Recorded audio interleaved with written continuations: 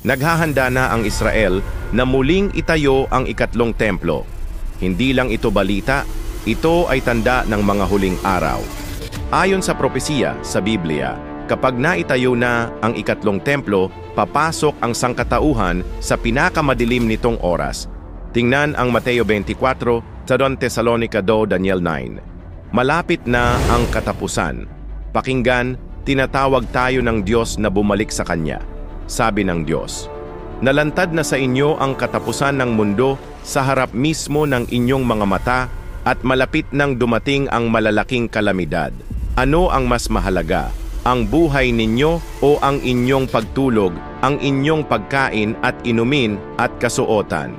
Dumating na ang oras para timbangin ninyo ang mga bagay na ito. Huwag nang magduda pa. Masyado kayong natatakot na seryosohin ang mga bagay na ito, hindi ba? Huwag mong patuloy na habulin ang pera at makamundong kasiyahan habang binabalewala ang Diyos, sapagkat ang Diyos lamang ang makapagliligtas sa atin sa matinding sakuna.